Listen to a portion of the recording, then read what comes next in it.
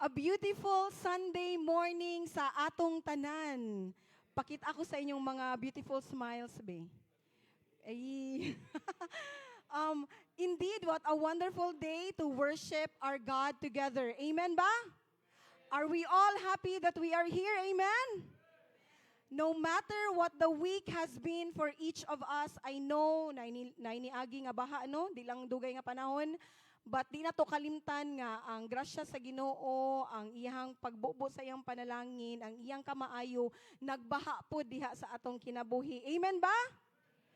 Alright, and right at this very moment, we are given the privilege to come before the Lord and offer our praises and worship to our unchanging God. Let's take a moment to pause, settle down, and reflect on His goodness, His mercy, His faithfulness. Let us all pray. Father in heaven, you are holy, you are good, you are faithful, yesterday, today, and forever. We come before you with open hearts, and as we enter into this time of praise and worship, we invite your presence to fill in this place. May your spirit move freely among us. Silence, Ginoo, every distraction. Calm every anxious heart. And stir in us a deep desire to encounter you today. Lord, we come to meet you here, to remember your promises, to respond to your goodness, to declare that you are our firm foundation and our cornerstone, the one who never fails. Yes. We give you this time, Lord Jesus. We give you our praise. Be glorified in our midst. In Jesus' name we pray. Amen. In Deuteronomy 8, God reminds His people and us that sometimes He allows the wilderness not to harm us, but to humble us, to test us, and to teach us. He says, man does not live by bread alone, but by every word that comes from the mouth of the Lord. I encourage each and every one to please stand. Let us sing songs of praises in declaring our worship and praises to God, for He is worthy of it all. Let's lift our voices, our hands, and our hearts in reverence as we declare the truth that Jesus is our firm foundation. Amen? Amen. Let's sing this song of praises to our God. Jesus, you're my firm foundation. I know I can stand secure. Jesus, you're my firm foundation. I put my hope in your holy word. I put my hope in your holy. Let's sing it again. Jesus, you're my firm foundation. I know I can stand secure. Jesus, you're my firm foundation.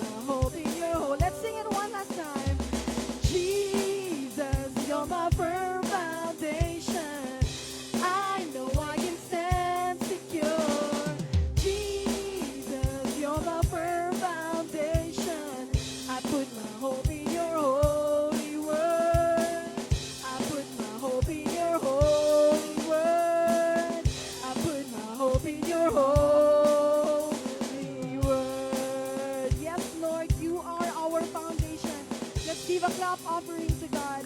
You are strong, unshakable, and true. The one who holds things all together. And in you, Lord God, we are made whole. You are our cornerstone.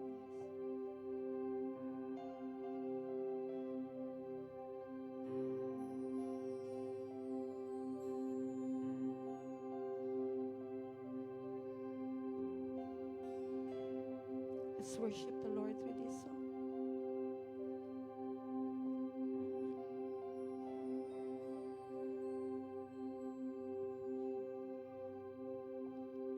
My hope is built on nothing less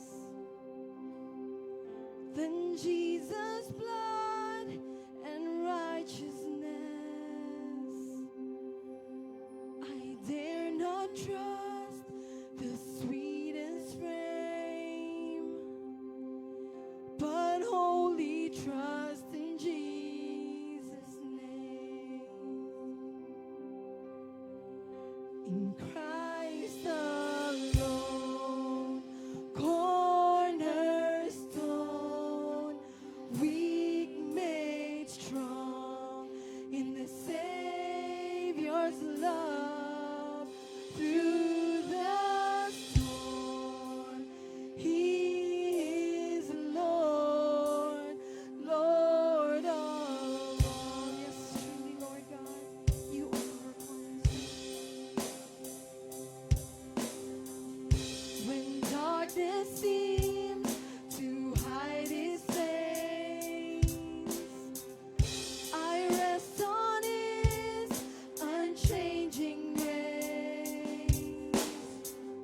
In every high and stormy gale, my anchor holds within the veil.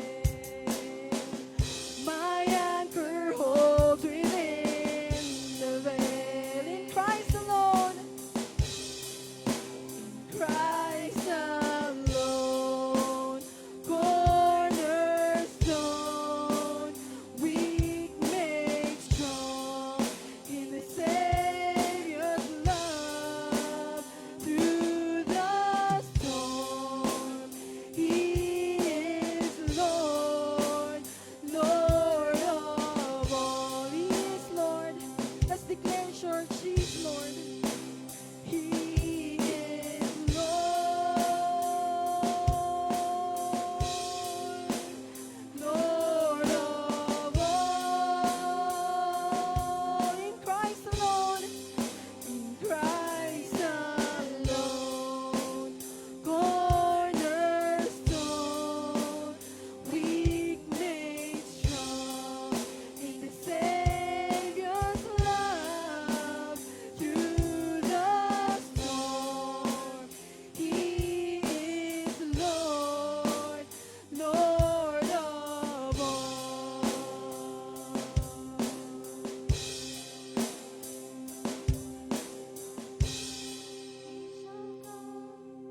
With trumpet sound,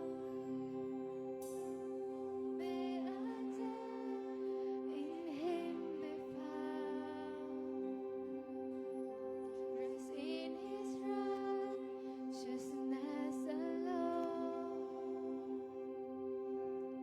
Faultless stand before the throne. Faultless stand before the throne. In Christ alone, cornerstone, weak made strong in the Savior's love through the storm. He is Lord, Lord of all.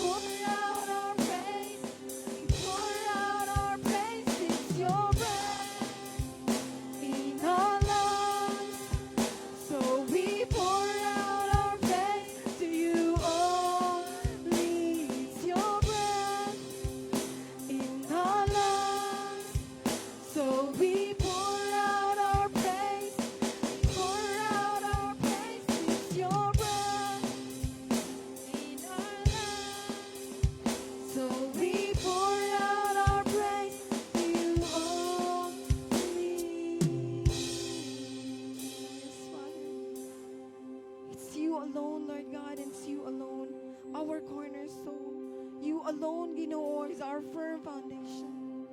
Exalt because of your word in our lives.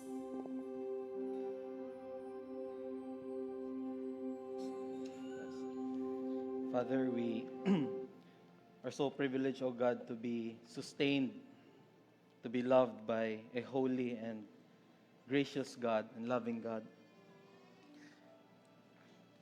You know, lain-lain ang amo ang mga gipang agian o gipang sagubang for the past weeks, Lord. Lain-lain nga mga problema ang nisulod sa panimalay.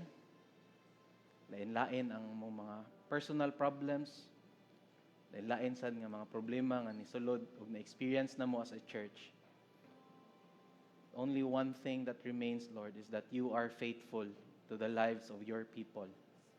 Despite, Lord, our faithlessness, our unfaithfulness, our sinfulness, Lord, wala ka na nag-usab sa imuhang character of a faithful and loving God. And with that, Lord, we are gonna pour out, Lord, our praises back to you, Lord.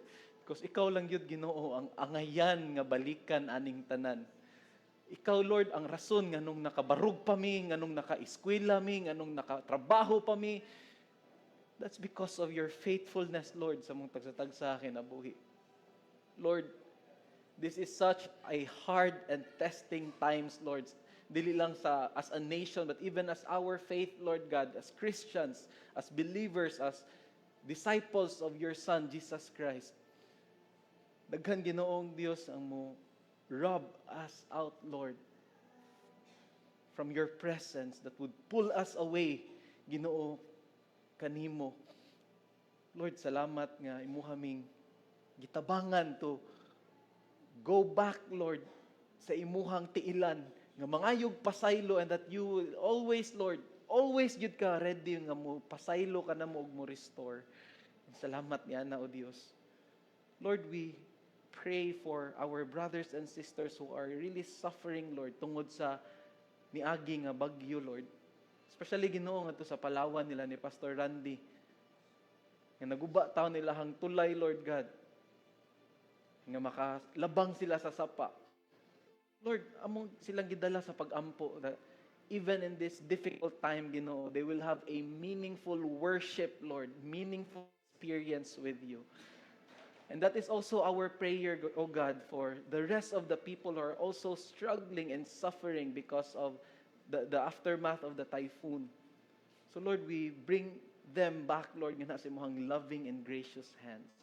Lord, tabangin mi diri, Ginoo, sa Banawa Bible Fellowship, contented of what we have. And not only be contented, Ginoo, but to also extend in any way that we can as a church and as an individual nga mo tabang, Ginoo, sa mga tao nga nanginahanglan. So, Lord, make the ministries, Lord, sa Banawa Bible Fellowship a tool to reach out to those people nga wala makailangan na kanimo.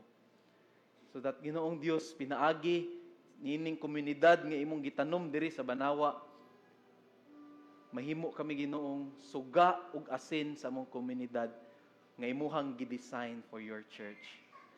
And Lord, imuhang tinguha nga kini nga simbahan mutubo dili lang sa amo ang numbers but also sa among maturity, that we would become and we would be conformed into the image of your Son, Jesus Christ. Nga Lord, mutubo ang amo ang kahibalo, ang among paghigugma nga na kanimo.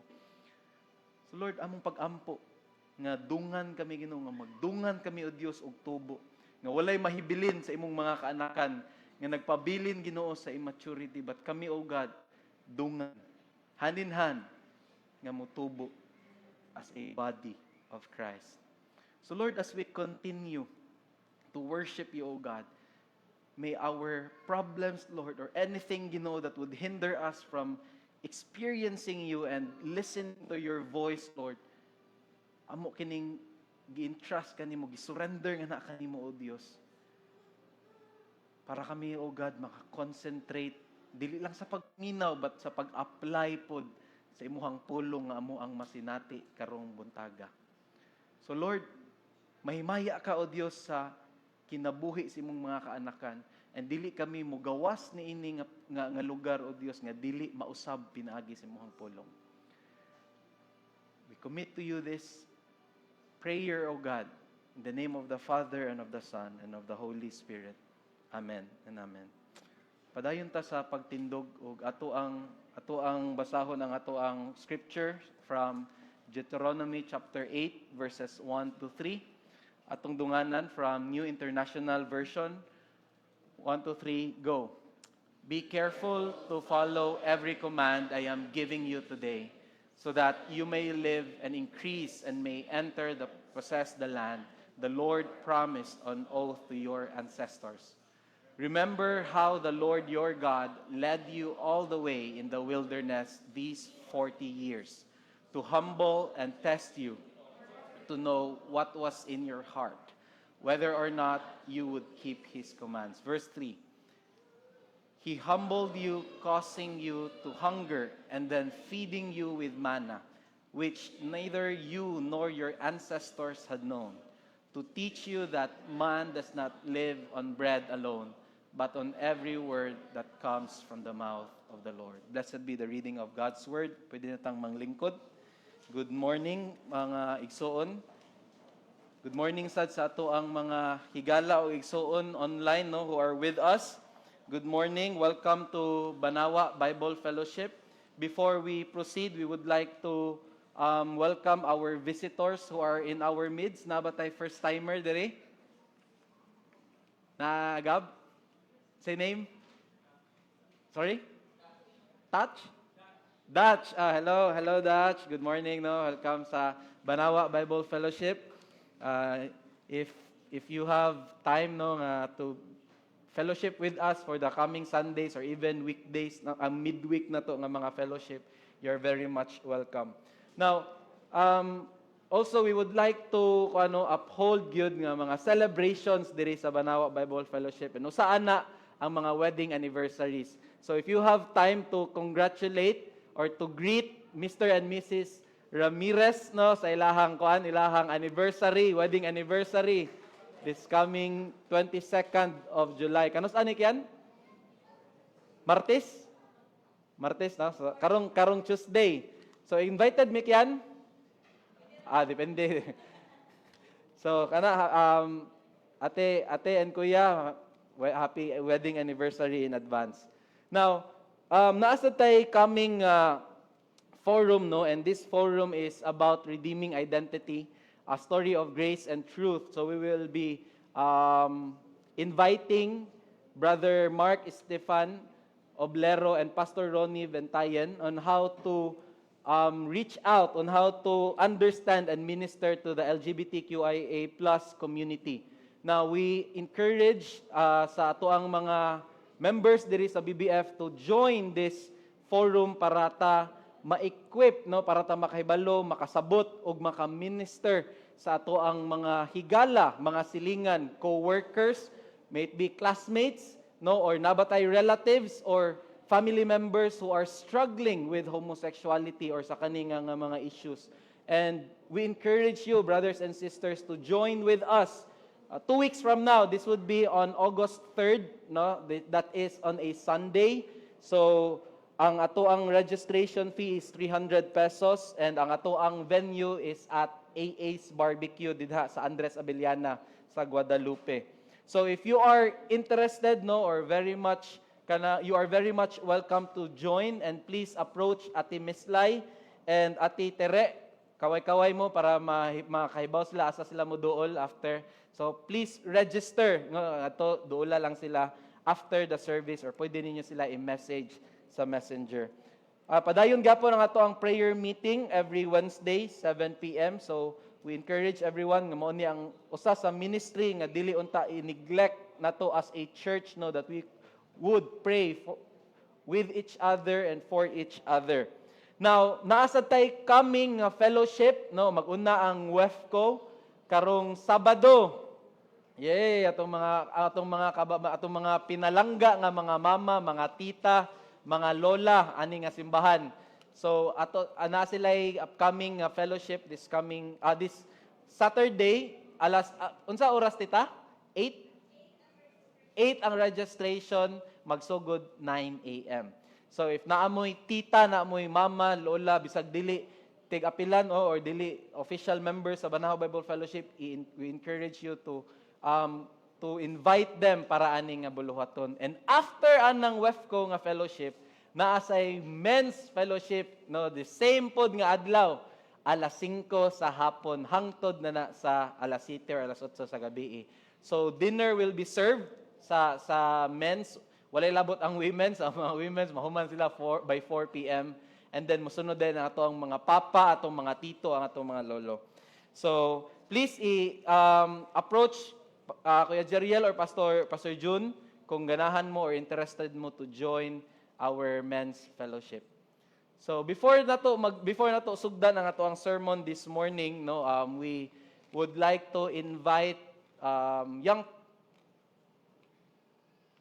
young people from CSC later nga as a response sa message that will be preached from ato ang passage karon nga Deuteronomy chapter 8 verses 1 to 3.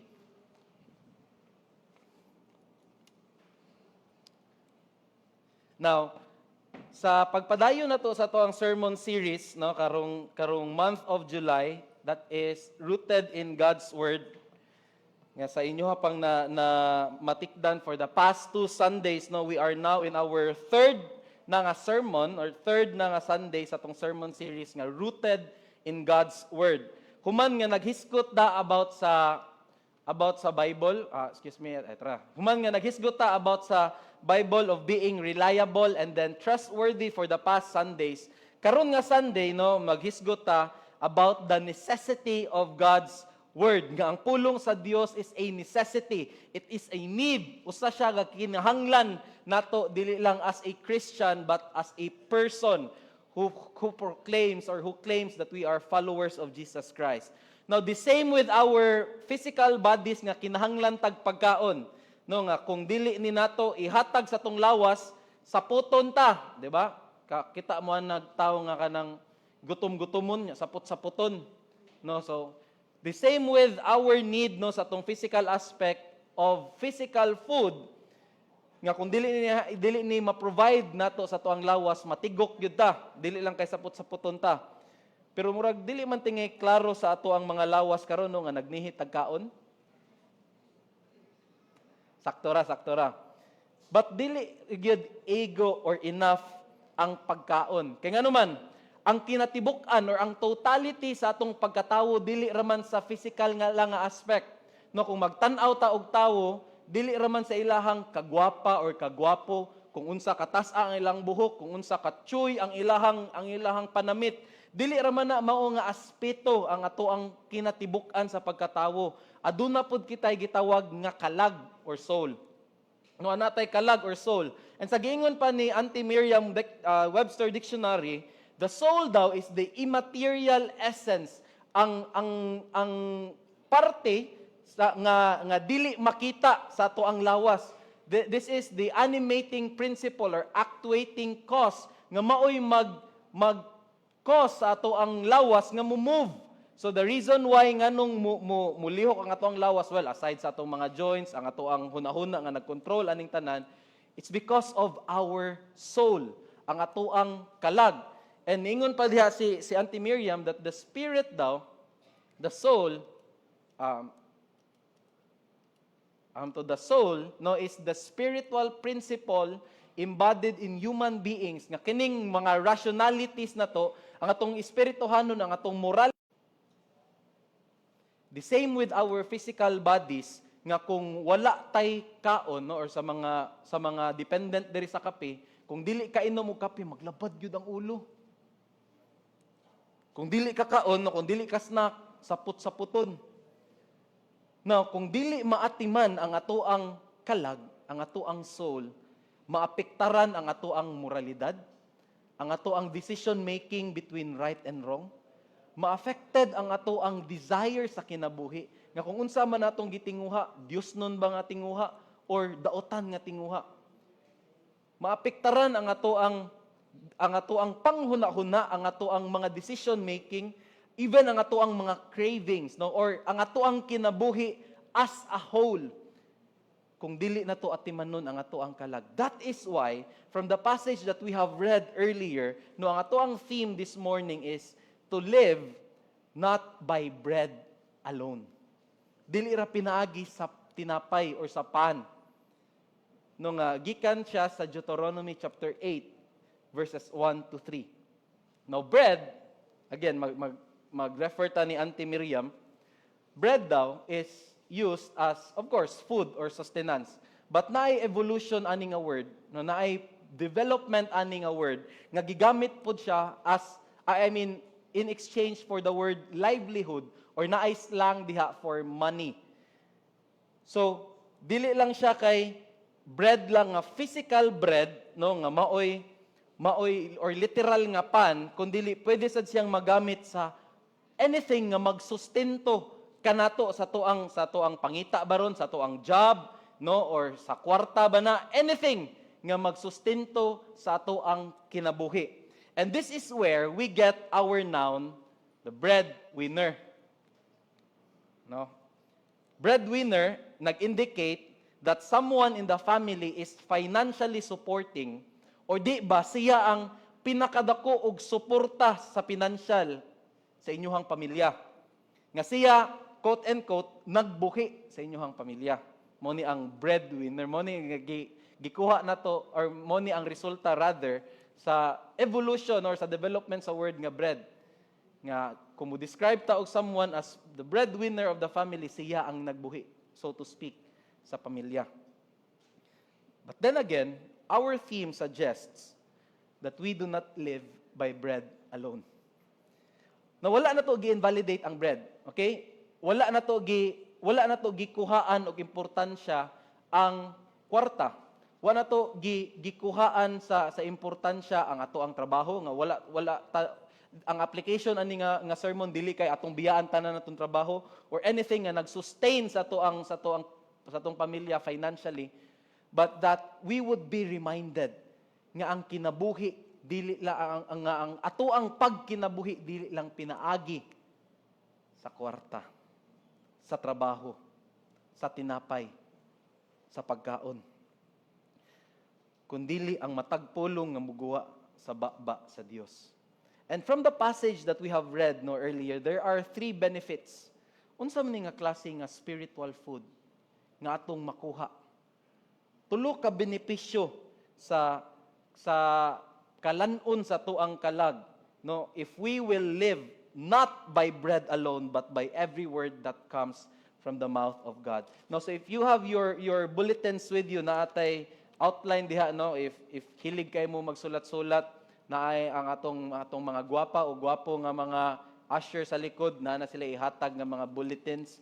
So igable ninyo na ani outline, okay? So naatay outline diri, no, sa atong bulletins nga naay tulo ka benefits on having, or if we consume not only the bread nga physical food but also God's breath, which is His word, ang iyahang pulong. So unsa man di ay naa sa gininhawa sa Dios, no? Unsa man di ay naa aning gininhawa sa Dios. Now, God's breath, no, is a breath of promises. Og dili mga bakak. Mga saad og dili mga bakak. No, verse 1 of chapter 8 sa Deuteronomy nag-ingon, "Be careful to follow every command that I am giving you today, so that you may live and increase and may enter and possess the land the Lord promised on oath to your ancestors." Now, sa ato pang na-notice, no, gikan sa si Moses ang nag-istorya ani, iyahang gi-remindan ang new generation. Now, mao na nga gitawag ni siya nga book as Deuteronomy, comes from the Greek word deutero, which means second. So this basically it is the second giving of the law. Actually, kung basahon nimo or itandi nimo ang Exodus ug ang Deuteronomy, kapikat ra na, pare-parehas ra na sila. So ang Exodus gihatag siya after ang mga Israelites ni hawa sa Egypt, unya ang Deuteronomy nahitabo siya before ang mga Israelites musulod sa promised land. Pero Kadtong mga nigawas gikan sa Egypt, nangamatay to sila. O kani nga mga audience nga gi-addressan ni Moses, ang iyahang gi-remindan was a new generation of Israelites. Ang bag-ong generation. Ug unsa may gi-remind ni Moses sa ilaha, ang saad sa Dios sa ilahang mga ancestors. Ano unsa ganito unsa gito'y saad sa Ginoo? Unsay saad sa Dios? That they will enter and possess the land. Ang promised land nga gisaad sa Dios sa ilahang ancestors. Pero dili lang kay para makasulod sila ug makuha nila ang yuta, but unsa pa gyud? That they will live and increase. Dili lang possession nga makuha nila, maangkon nila ang yuta, but ngadto sa yuta mabuhi sila ug mudaghan pagyud ang ilahang banay, ang ilahang kaliwatan, no? Mas managhan pagyud sila as a nation. And mao ni ang promise ni Yahweh ngadto kang Abraham sa Genesis 12, that I will bless you and I will make your name great and you will be as numerous as the stars in the sky and as the numerous as sand on the shore. Mao ni ang saad ni Yahweh. And this time gamay na lang gyud utong. No, 500 years later, gikan sa time ni Abraham, ug mao na ni sa time ni Moses, gamay na lang gyud ilahan nang ma-experience ang promise. Pero naay condition. Unsa may condition? Unsay condition?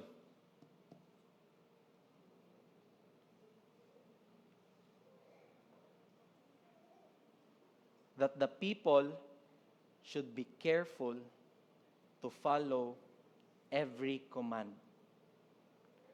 Mao ni condition. So matingala mo, wait. Mura mag-conditional kayo si God. Abi ko bag kung musaad siya, iyan ang ihatag dayon. No, murag kung sa ato ang pagbasa ba, mura man kung musaad si God, dili siya faithful dahil siya ang promise kay kinahanglan pa man data na ay buhaton. So dili di ay unconditional ang iyahang love. No, kay iyahang promise conditional man. Mao bitaw nga ningon si Moses, be careful to follow every command I am giving you today, so that, in other words, naay condition ang saad.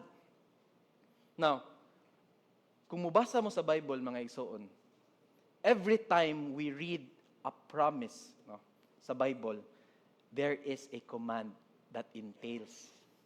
Naanay lakip nga command nga magtangag sa saad.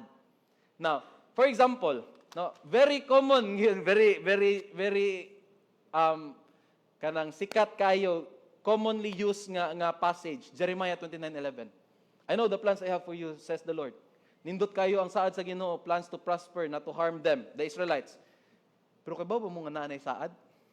If we read further and back, nga ma-experience sa mga Israelites ang saad nga nindot og perfect nga plano sa Dios if they will repent. All throughout the Bible, mga igsoon, makakita gyud mo nga ang saad ug ang command would go together. Dili na magbulag. So the next time no nga makabasa ka, oh, very touching a verse, pangitaa ang command. Kay naanay nakalakip or nakaapil nga command. Kay most of the time no ma-focus kaayo ta sa promises sa Ginoo. Ma-excite kaayo ta nga maka-experience sa mga saad sa Ginoo. Pero we always or most of the time leave out the commands that we need to follow. So tingali na mo yung mga Bible verse diha nga inyong gi-claim, Lord, para ako gini. Pila na lang kay years nila ba? Lord, murag wala man gyud. Di ka faithful sa imong word. Wait. Ato bang gitan-aw ang command? Ato bang gibuhat ang command nga apil ana nga saad? Now dili ni scam ha. Dili scammer si God. Nga conditional si God. But anaay connection ang promises and obedience. No, anaay connection tungod kay kung naay mo saad nimo, let's say for example, kung naay mo saad nimo og house and lot. Saaran ka og house and lot. Na unsa may attitude nimo towards that person? Ha? Unsa may attitude nimo towards that person? Bisan nagmoingon siya, wala ni strings attached igsuon. Mohatag lang gyud ko kay mao ni ang giingon sa ni God sa kong heart, nga hatagan ka. Tagan ka house and lot. Na unsa man imong attitude towards that person? Pabuutan-buutan. Di ba? Pabuutan-buutan kay ngano man para hatagan. Kay basin niya mag-usab iyang hunahuna. Magpabuutan-buutan ko.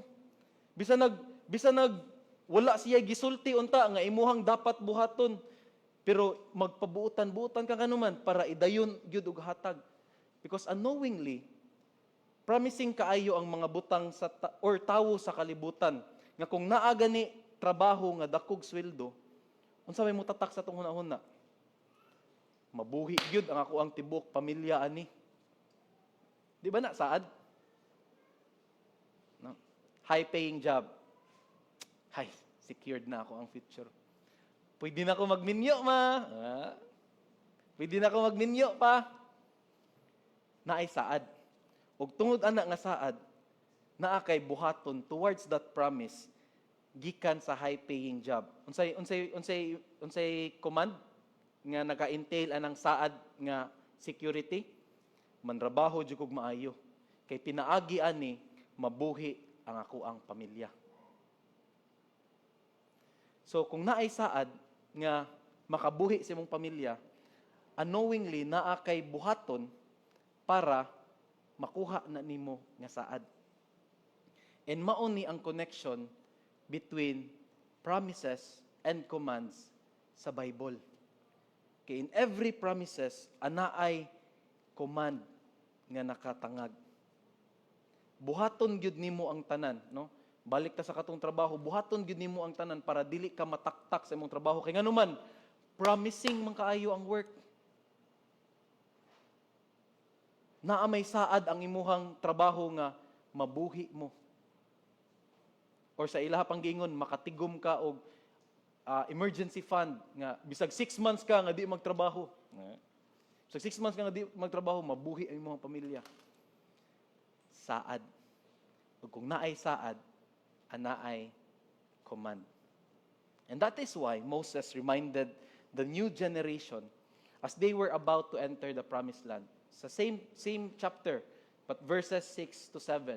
Ningon si Moses, observe the commands of the Lord your God, walking in obedience to Him and revering Him.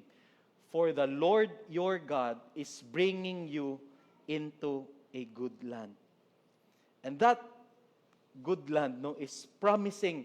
Kung imuha pang basahon further ang verses 7 to 9, makita nimo diha nga ang land kay is flowing with milk and honey. Dili literal nga milk and honey ha, but walay scarcity ana nga land.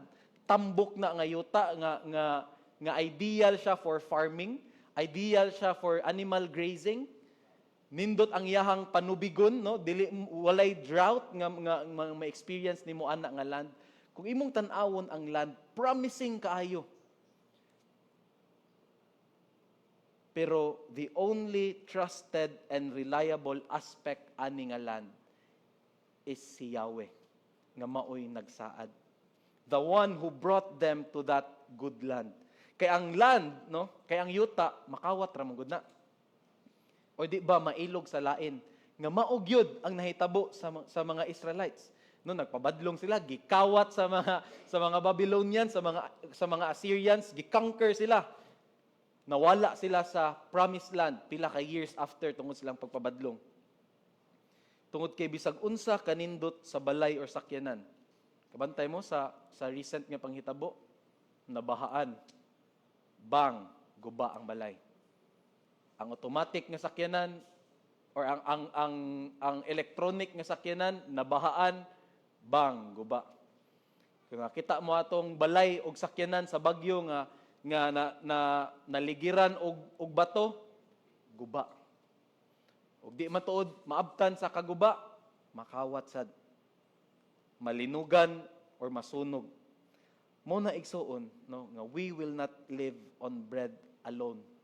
Not only by food or money or job. Nga bisag unsa pa na ka-stable o kanindot ang imuhang trabaho karon, walay trabaho or source of income nga promising or makaingon ka nga naay assurance.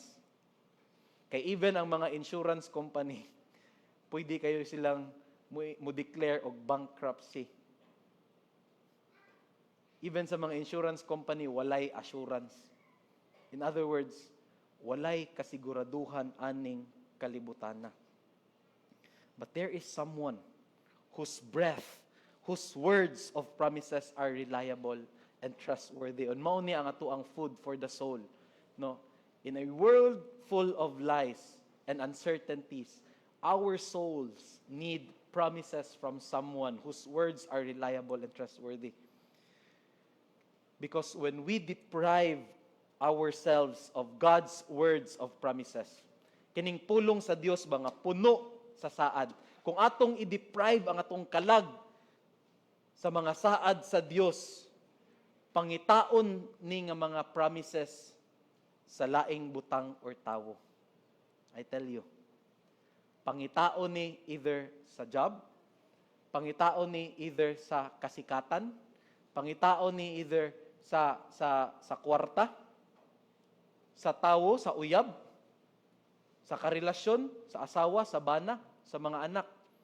Kung dili nato pakanon ang atoang kalag sa mga saad sa Dios. Of which, kay bawta, kaning mga butanga, kaning mga tawhana sa tong palibot, dili ni sila trustworthy and reliable. Dili. Muna nga igsuon, no? Kung dili nato pakanon ang atoang kalag sa pulong sa Dios, mag-crave gyud ta og mga saad gikan sa kalibutan. Mag-crave gyud ta mga saad nga mapakyas ra og dili makaayo. Tanawan imong tapad karon. Buutan kinastanan og naong. Buutan gina. Murag di na makabuak og baso.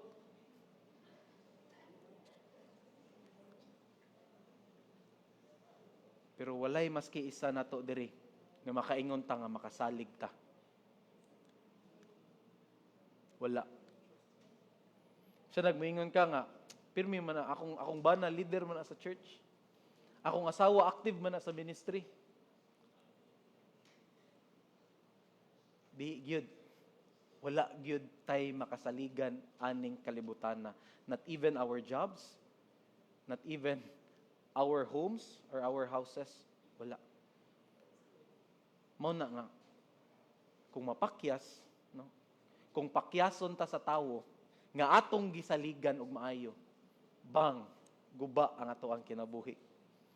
Kung mawagtangan ta og trabaho, nga promising jobs, bang, guba ang ato ang paglaom. Guba ang ato ang pangandoy. Guba ang ato ang kinabuhi. So muna igsuon, nanginahanglan ta sa pulong sa Dios nga puno sa mga saad kay nganuman kung ang Dios mo saad dili gyud ta niya pakyason. Sa ato pang nakita or nadungog for the past Sundays, no, sa preaching that God's word is reliable. Ngano? It has been tested over and over again. That's why it is trustworthy. So unsa may ikaduha nga benepisyo sa pulong sa Dios aside from the fact that it is full of promises and not lies, it is full of purposes, not losses. In verse 2, ingon diha, remember how the Lord your God led you all the way in the wilderness these 40 years to humble and test you in order to know that what was in your heart, whether or not you would keep His commands.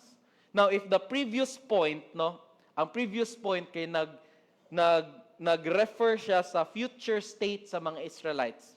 Okay? Sa mga new generation, ningon si Moses, pagbantay mo sa inyuhang umaabot by the time that you will enter and possess the promised land, dapat ninyong buhaton. Here, in verse 2, Moses reminded them of the past. ang past 40 years, ang niagi nga generation, ang ilahang mga papa, ilahang mga katigulangan nga nangawala na. Again, new generation nangawala na except nila ni Joshua og ni Caleb. No, og ilahang pamilya nga mao ra gyud nahibilin sa first generation gikan sa paghawa nila sa Egypt. Now, giremindan ni Moses ang new generation of that 40 years nga nilabay nga nagtuyok-tuyok sila sa wilderness tungod sa disobedience nila.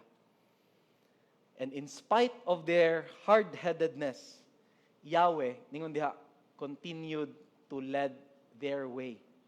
Tanaw ha? Remember how the Lord your God led you all the way in the wilderness these 40 years. Pila ra ganito ka days unta ang pagbiyahe sa mga Israelites from Egypt to the promised land? Pila gito ka days? Ako biya nang giingon last week ha. 11 days.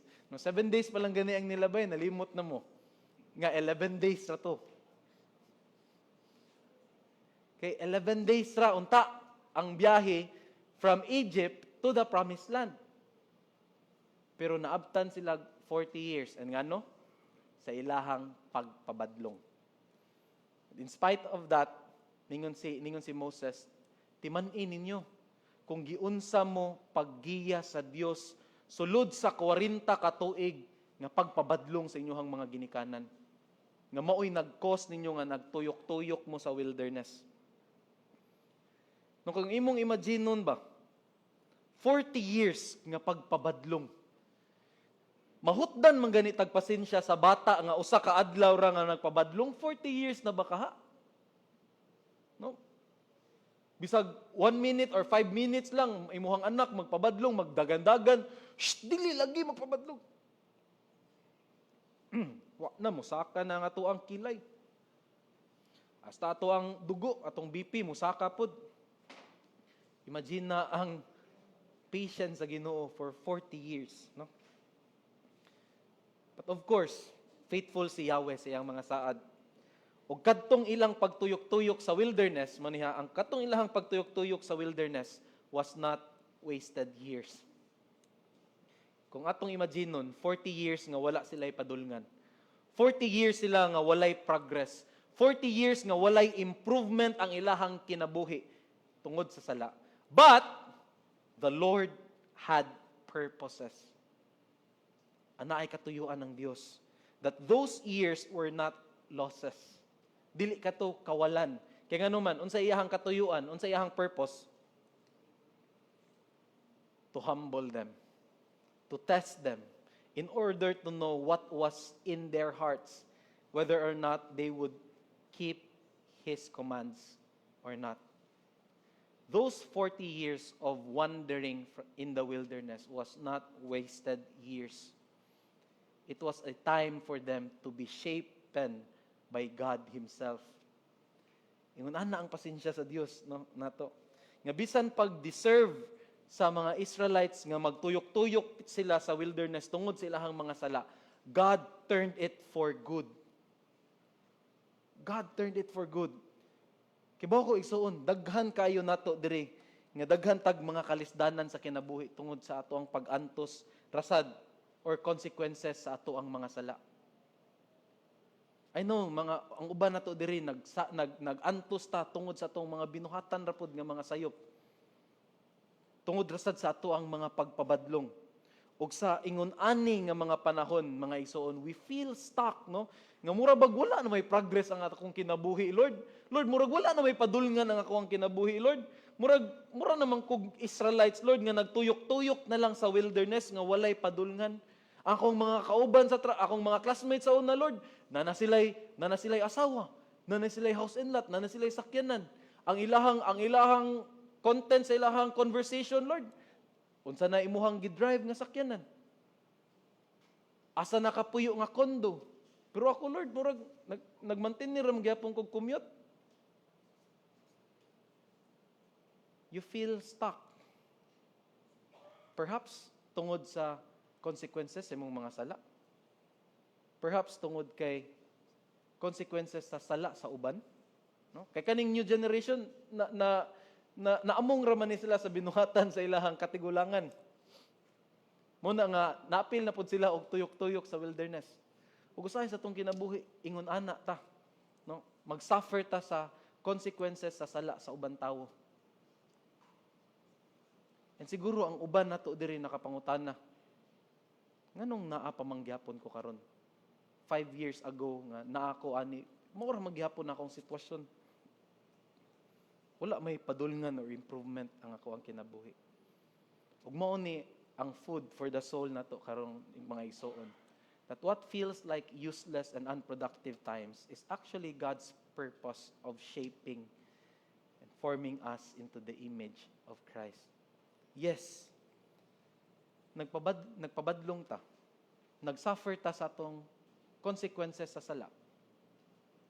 Usahay maghuna-huna ta, silot na gyud ni, curse na gyud ni sa Ginoo sa akong kinabuhi ug sa akong pamilya. Usahay makahuna-huna ta na. Pero sama sa experience sa mga Israelites, no, that God turned those difficult times, wanderings in the wilderness. Wala to gisayang sa Dios nga mga panahon, nga mga panuigon, nga dili sila ma-form, ma-shape. Ug sa tuang sitwasyon karon, gamito ni sa Ginoo kining seemingly unproductive or useless nga season sa life. Nga murag wa may improvement. Gamito ni sa Ginoo sa pag-shape, pag-form nato ngadto sa imahe ni Hesukristo. Dili ta makarealize ani igsoon kung dili ta maminaw sa tingog sa Dios. Nga ang tingog sa Dios magpahinumdom ka nato sa iyahang purpose or sa iyahang katuyuan para nato. Pinaagi sa iyahang pulong. Kung ang atoan na lang pirming scroll sa social media, is mao na lang ang POV, 29 years, naanay ingon ani. Naanay ingon ana. Kung mao na lang nay pirmi pagkaon sa ato ang kalag, mawagtangan gyud tag purpose sa life. Mawagtangan gyud. Pero pinaagi sa pulong sa Dios nga puno kini sa katuyuan, no, purposes para sa ato ang kinabuhi. Matabangan ta nga magkinabuhi. Ug ang number one purpose gyud sa Ginoo para kanato, dili para madato, dili para ma-successful, no, or kanang financially free. Unsa gi term ana? Financially na financial freedom.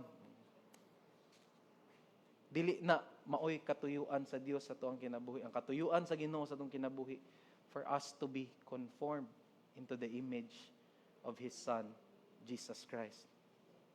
Walay lain. Walay lain.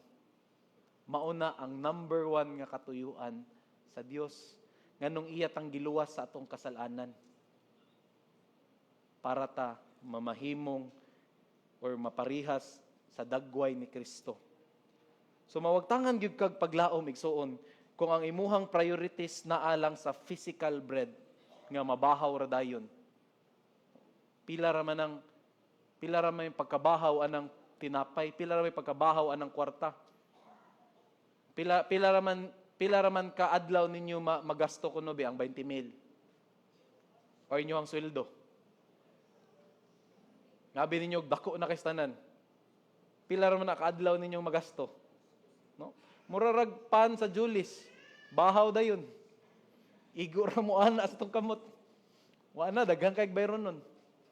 Na kung ang ato ang paglaom is anaa sa mga physical bread, no? Kaning trabaho, kwarta. Kung mawala ning tanan, mawala sad ang ato ang paglaom aning kalibutan na. Mukuyog pod ang atong paglaom sa kung asa nato gibutang ang ato ang mga paglaom. So kung mahutdan na gani kag kwarta, apil sad ang mahutdan na gani kag kwarta, mahutdan sa kag paglaom. Mahutdan na gani kag tinigom sa bangko, no? Labi na karon nga ni taas na ang interest sa bank, mawagtangan sa kag paglaom. Pero bisan diha sa tong kawad-on sa gipakita ni Moses, sa gi-remind ni Moses ngadto sa mga Israelites, nga bisan diha sa tong kawad-on or sa ato ang unproductiveness nga nagtuyok-tuyok ta, we can still continue living because of that living purpose that can only be found and known from every living word that comes from the mouth of God. Wa gyud laing buhi nga paglaom aning kalibutan na. Dili sa dili sa mabahaw ra nga pan, kundi sa buhi nga pulong sa Dios. Ikatulo, last point. That we will live not by bread alone, but by God's breath of provisions and not lack. Not only does God's breath the source of promises and purposes, but provisions as well. Nga dili ta magkulang. And this has proven sa lives sa mga Israelites. Of course, naa sila sa wilderness, disyerto. Imagine nimo unsa may naa sa disyerto. That's the point. Wala kay makita sa disyerto nga pwede nimong kasibsiban or katamnan. Wala kay makita sa disyerto nga tubig nga pwede kang mangisda. Wala kay makita sa disyerto nga pwede nimong kabuhian sa imuhang mananap. And mo na point ni Moses nga sa disyerto nga walang-wala, ang Dios ang nag-provide pinaagi sa mana. O kaning mana, sa giingon ni Moses, which neither you nor your ancestors had known, kay tinuod man gyud. Bag-o man ni sa ilahang pananaw. Kay kining mana, sa gi-describe pa sa Exodus, gikan ni siya sa langit. Like literal nga gikan sa langit, nga munaog unya inig kabuntag pamuniton dayon sa mga Israelites kay mo ilahang kanon. And the only source of their survival was mana. And of course, ang ilahang protina nga quail or pogo. Og nakita sa bag-ong generation that they survived because of what the Lord has provided. Nga nakasurvive sila og wander sa wilderness for 40 years because of God provided manna and quail. Pero, if we are to read the verse closely, after that, naay gitudlo si Yahweh para sa mga Israelites o para nato. To teach you that man does not live on bread alone, but on every word that comes from the mouth of God. Adunay laing provision nga dili nila makuha, dili nila ma-experience sa lain. Ang unsa? Ang matag pulong sa Dios. Take note ang gireferan ni Moses ani is ang mga Israelites. Pero kung imong tan-awon, that man, generally speaking, ang humankind, dili lang ang mga Israelites, but ang tibuok katawhan, nga kitang tanan, apilta, dili rata mabuhi sa tinapay lamang. Dili rata mabuhi pinaagi sa toang jobs. Dili rata mabuhi pinaagi sa tong mga trabaho or sa kwarta. Kaya nga naman, life was never meant to be about mere survival.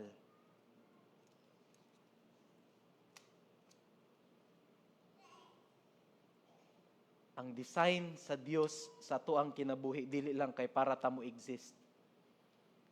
Kay kana siya nga pagtulon na gitawag nga we are to cease to exist. Nga ni-exist ta para lang kay mohanaw ta dili ra na maoy katuyuan sa Ginoo sa tong kinabuhi. Nga para lang ta makasurvive, but to truly live. Meaning, we are to be joyful, purposeful, and live to the fullest in Christ. Na wala tagihimo sa Dios para lang mabuhi. Unya, dili na to ma-experience what living truly is.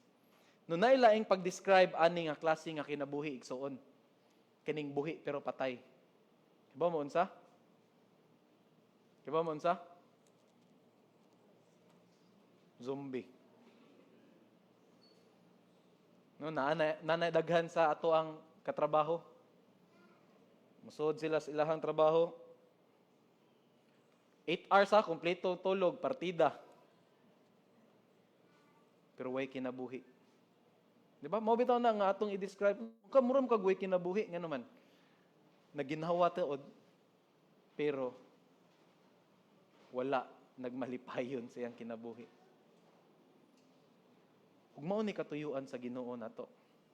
Dili lang para ta makasurvive nga ma-exist aning kalibutan, but to truly live. And mo na ningon si Moses na para tudluan ta that man does not live on bread alone. Again, wala niya gi-discredit ang importance sa manna. Wala niya gi-discredit ang importance sa physical food, sa kwarta, sa trabaho. Wala na gi-discredit ni Moses. But ang gipaksabot ni Moses, ang gipasabot sa pulong sa Dios is that there is more to life than money. There is more to life than bread. Na para ta mas mabuhi pagyud anaay laing paagi, and that is through the mouth, no? Every word that comes from the mouth of God. And Jesus actually quoted this passage when he was tempted by Satan. Diba? Kinamdam mo? Mao ni ang exact passage nga gi-quote ni Jesus. Nga kung niyana si Satan, nga if you are the Son of God, turn these stones into bread. After si Jesus nag-fasting. Kaya nga naman, gipakita ni Jesus that there is more to life than physical food and drink. Ngayon si Jesus, man does not live on bread alone. Now, Christopher Wright, basta siya ka Bible commentator, Christopher Wright was right when he said, "For while bread will keep us physically alive, it is the Word of God that uniquely gives human life its meaning, shape, purpose, and value." So, you may find a sense of purpose from your job karon, but you will eventually lose your purpose once your job becomes boring. Kung ano yung challenge. Mawa imuhang purpose kung imuhang job mawala sad. Or anything, no nga. Kuhaan nato sa tuong purpose. Kuhaan nato sa meaning sa tuong kinabuhi. And let's face it. Let's face the reality that everything and everyone in this world are temporary. Temporary yun gyud. So kung atong gipangita ang meaning sa tuong kinabuhi sa mga temporary things and people aning kalibutan, in other words, temporary rasad ang meaning sa tong life. Temporary rapod ang purpose. Temporary rasad ang ato ang value. Muna nga bisag unsa kanindot, no, kamahalon sa gisulob sa tawo. Kaya say mura ba na ang ato ang sense of value? Di ko anang ukay kay mauwaw ko. Ay nun pa lang tang cheap. Ari ko sa Louis Vuitton. Ari ko aning Chanel. Kaya nga naman, maghatag man nina akong value. Kung mahal nun akong sanina, mahal man sad or taas man sad ang pagtanaw sa mga tao nako. Pero kung diri gani naka-center ang atong value sa kinabuhi, once nga mawala ng mga butanga, ubos pod ang atong pagtanaw sa tuang value. And mo ni ang food for thought na to, nga igsoon. Anything that is temporary is a poor substitute for what is eternal. Anything that is temporary is never worth building your life upon. And anything that is temporary will not satisfy the hunger of your soul. Mao ni kamatuoran. Tungod kay temporary ra man na, dili na makasubstitute sa gikinahanglan nato for eternity. Dili na angayan or worth building upon our life upon, no? Kay mahanaw ra man na. So kung mahanaw na, bungkag sa datong kinabuhi. And anything that is temporary is dili gid siya makasatisfy sa hunger sa tong kalag. Dili gid. Sa gunsaon pa nimo kaon sa 5-star nga restaurant, inig pagawas anang imong kinaon sa 5-star, gutomon ra gyud gihapon ka. Kapalit makakaroon og iPhone 16, next year mangita na sa kag iPhone 17. Naaman nimo ang latest nga MacBook or kanang gaming nga PC. Next year ganahan na sa ka mag-upgrade. Kaya nga naman, temporal raman ang paghatag og meaning, paghatag og value aning mga butanga sa atoang kinabuhi. Sag unsa pa kagwapa sa imong uyab karon or sa kagwapo sa imong uyab karon, mangita gid gihapon kag mas gwapo. Ug kakita kagwapa, mulingi gid gihapon ka. Kaya nga naman, again, dili gyud makasatisfy ang mga butang ug tawo aning kalibutan na. Nothing and no one is apart from the Word of God. Muna igsuon, mo crave ta for more. Dili ta makontento. No? Kung dili na to pakanon ang ato ang kalag sa pulong sa Ginoo, wala tay contentment. Wala tay kasiguraduhan. Always na lang kita mag-seek og validations from other people. Always na lang kita mag-seek og validations from our Facebook posts nga daghan og likes, daghan og reactions. Apart from the Word of God. So unsaon man nato pag-apply kining tanan nga ato ang napaminaw karon? No. Naaray usa ka butang. Proper diet. Ina mong tapad, mag-diet ta.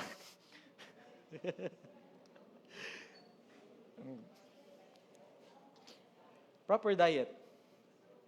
Una, diet stands for discipline.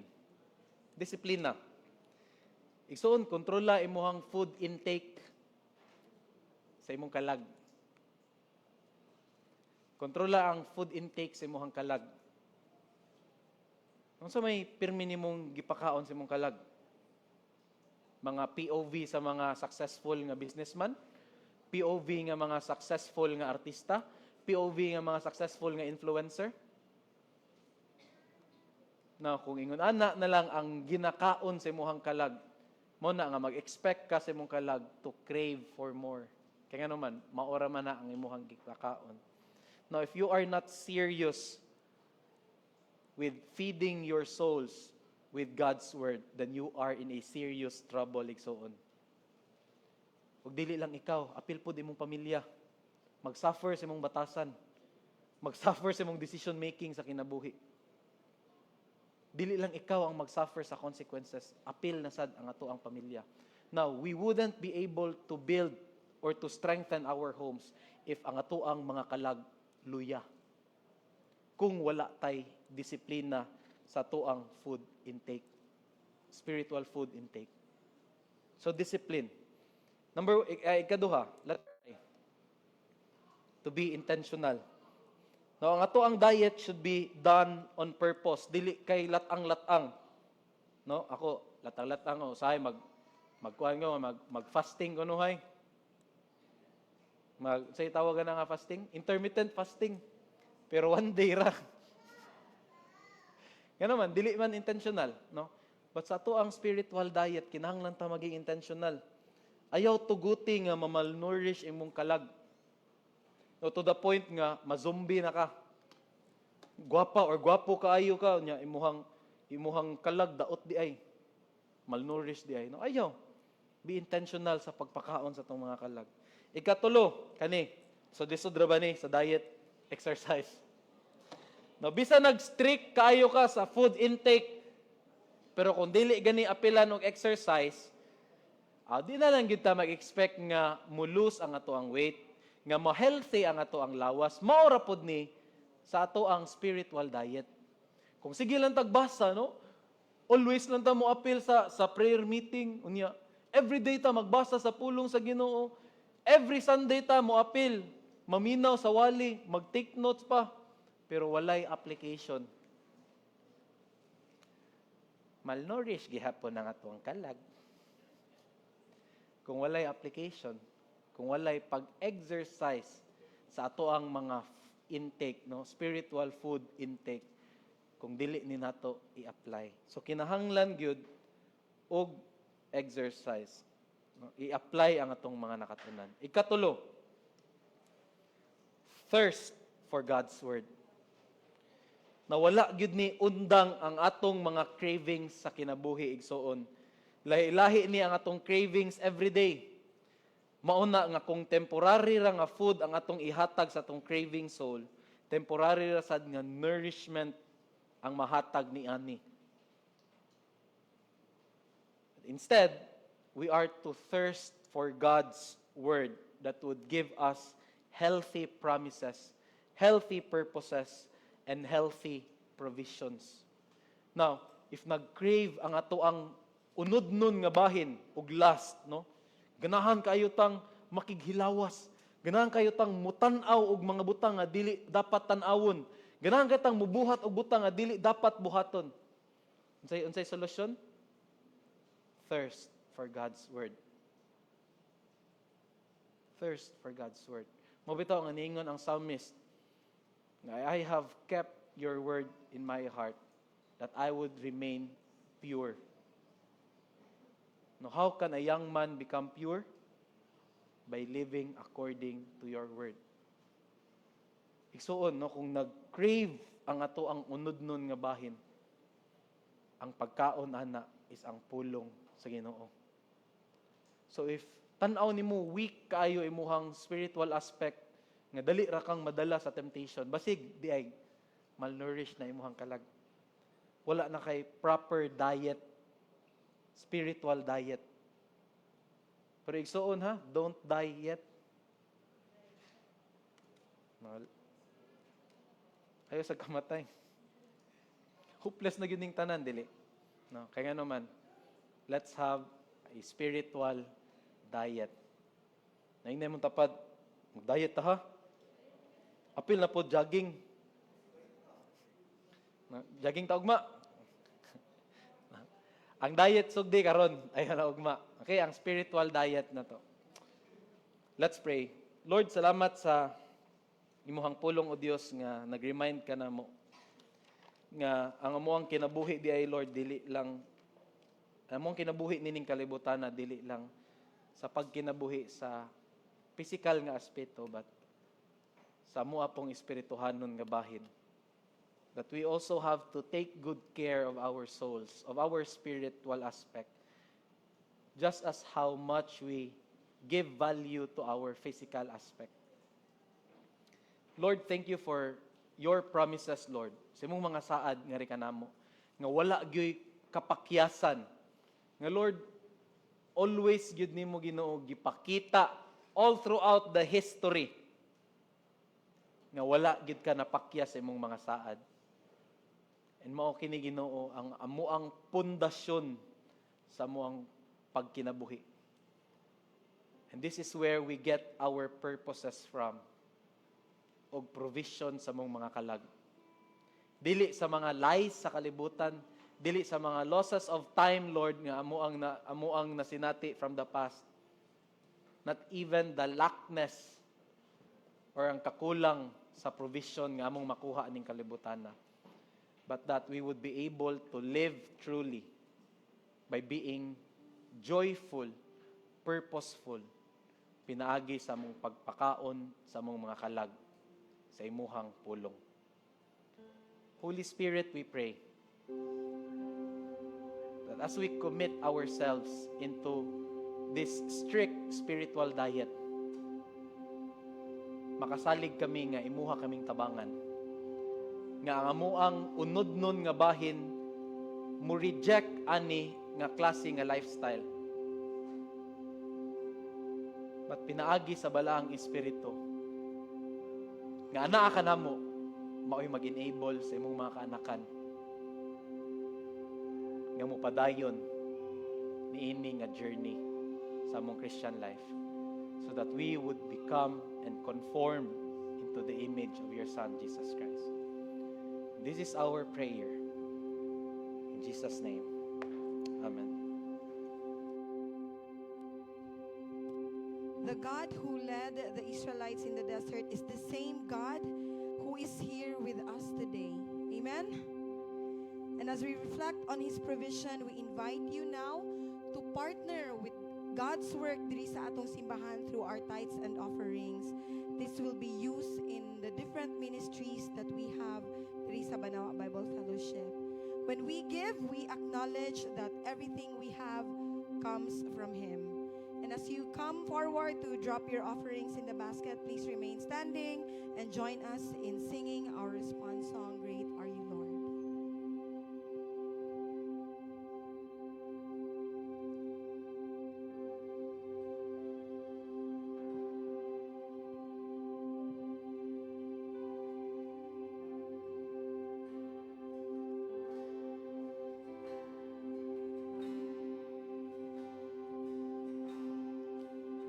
You give life, you are love, you bring light to the darkness, you give hope. You may come forward to restore every heart that is broken.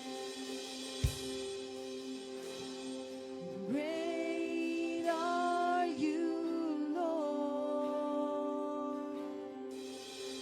It's your breath in our lungs, so we pour out our praise. We pour out our praise. It's your breath in our lungs, so we pour out our praise to you only. Let's sing it again.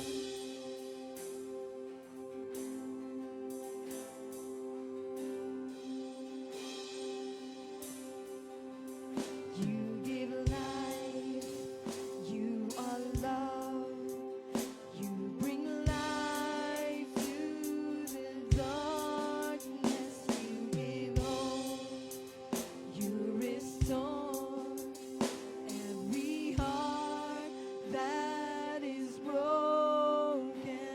And great are you, Lord. Great are you, Lord.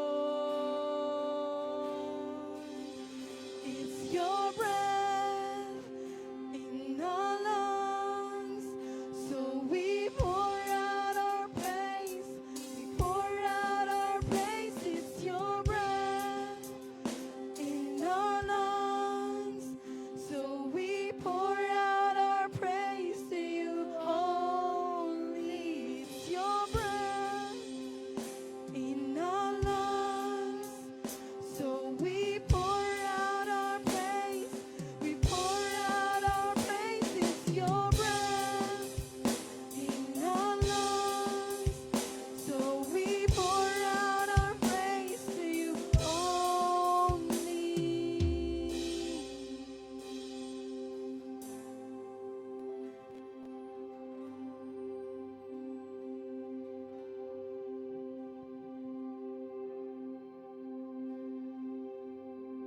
Thankful, O God, sa imuhang reminder, O Lord, for us that it is through your breath alone that we would be able to be sustained and thrive in this life.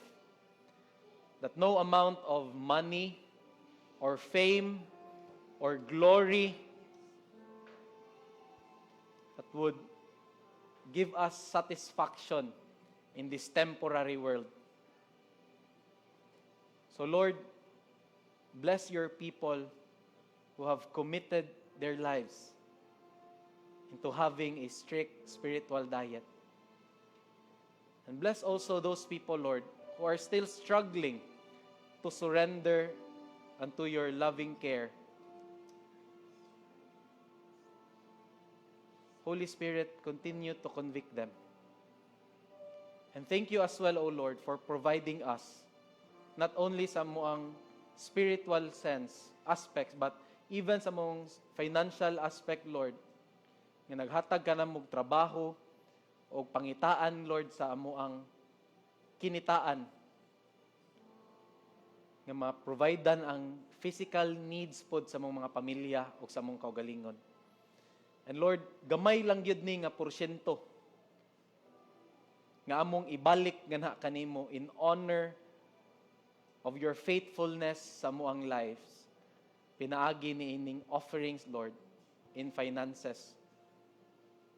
Pagbalik nga na kanimo. Lord, may you bless this nga para kini, Lord, magamit sa imuhang kahimayaan lamang.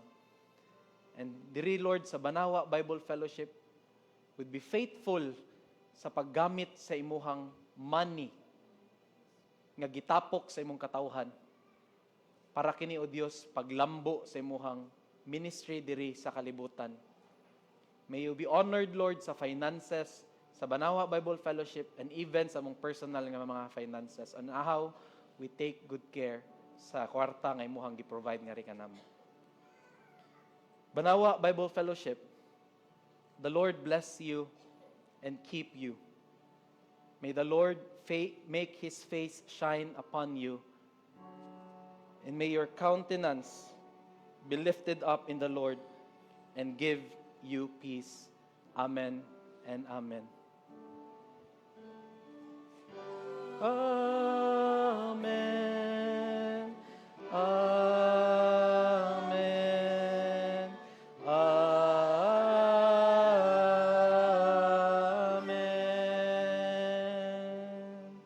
Good morning, mga igsoon. Pwede sa tang maglingkod kadiyot.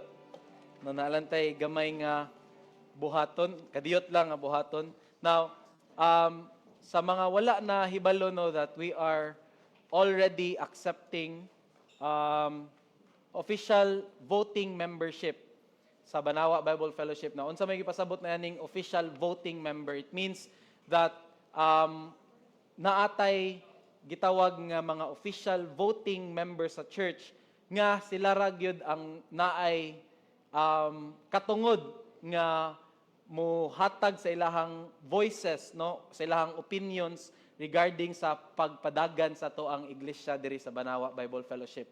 Now, if you are not yet an official voting member, that doesn't mean nga dili mo welcome diri sa BBF. Okay, you are still welcome. But kining voting members, no, is ato ni silang gi-reserve lang para sa mga affairs, official affairs sa church. So kung naay mga decision making sa simbahan, sila ra gyud ang naay katungod nga mubuhat niini. And with that, no, we are so grateful to the Lord for accepting 2 new voting members sa Banawa Bible Fellowship. Now, let me call on Brother Julius Edward and Ate Jenny. Come here in front para sa pag-ila-ila silang kagalingon. No, nga magkasugat unya mo sa dalan, ayo sila labye.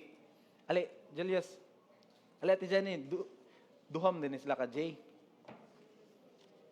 Puros J. So, please i-introduce inyong self, no, pangalan lang. Unya, asa mo nagpuyo or unsa ba? Kana lang.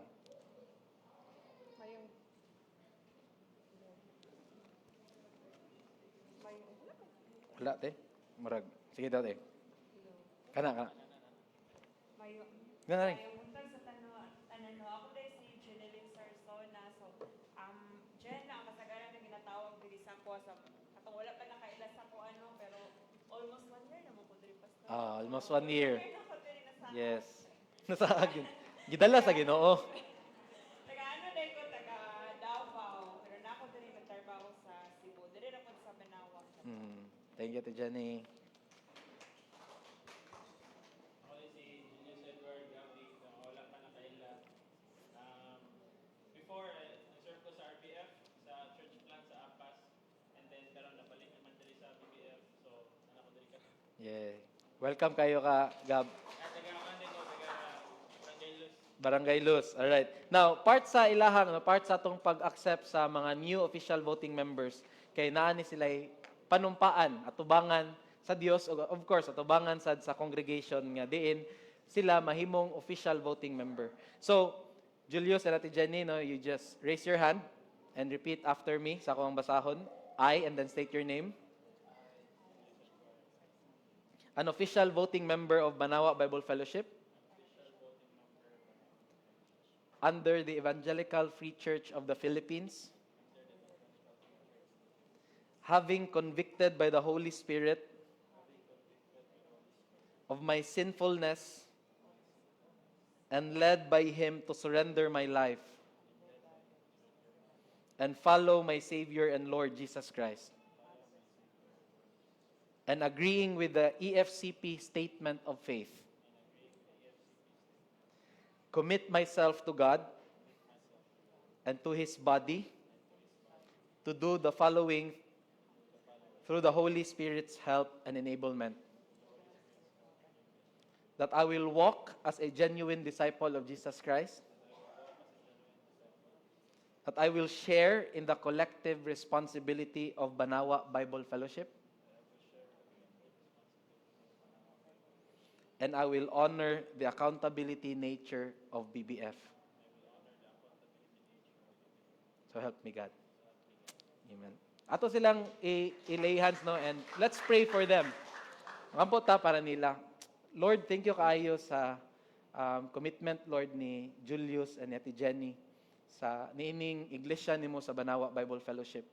Lord, amo ang tinguha and paglaom Ginoong Dios nga ang ilahang kinabuhi will be a blessing, Lord, diri sa Banawa Bible Fellowship. As well as ang church pod mahimong panalangin sa ilahang kinabuhi as they pursue, Lord, the life that you have given them here in this world. Lord, may they be strengthened in this body. May they be edified, Lord God, pinaagi ni ining imuhang lawas diri sa BBF. And that sila po